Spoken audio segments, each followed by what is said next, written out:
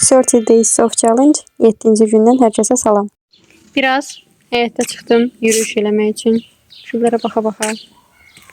Yürüyüş eləmək kimi mükəmməl bir şey yoxdur. Bu arada bugün 943 addım attım. Məncə çox yaxşı bir nəticədir.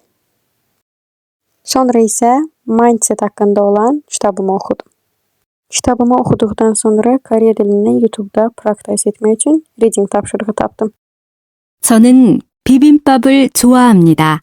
비빔밥은 고기와 오이, 당근, 버섯 등 여러 가지 채소로 만듭니다. 한국 사람들은 보통 비빔밥에 고추장을 넣습니다. 그렇지만 저는 매운 음식을 좋아하지 않습니다. 그래서 고추장을 넣지 않고 먹습니다.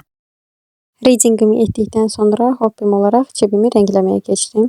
Məncə bu cibi çox tez irəliləyirik və məncə şəkil tam hazır olanda çox maraqlı olacaq paylaşmaq. Düşünürəm ki, bu cibidən başqa da şəkilləri çəkməliyəm. Üstəlik başqa proqramlarla da rəngləməli bir video çəkə bilərik. Bu arada məndən çox soruşurlar ki, bu cibini necə çəkirəm? İlkin olaraq korpus yaradırsınız, sonra şəklə əsasən korpus yaratdıqdan sonra rəngləmə prosesi başlayır. Və bu ideyaları necə yaradırıq? Əslində bu cibi formatında çəkilişlər xaricdə çox populyardır.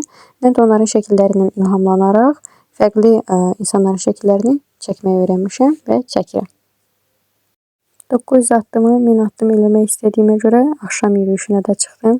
Hava tam qaralmamışdı, amma həqiqətən çəkmək istədim mənzərəni də. Bugünlük vloqumuz bu qədər idi. İzlədiyiniz üçün təşəkkürlər. Səhifəni izləməyi unutmayın. Növbəti günlərdə görüşənədək sağ olun.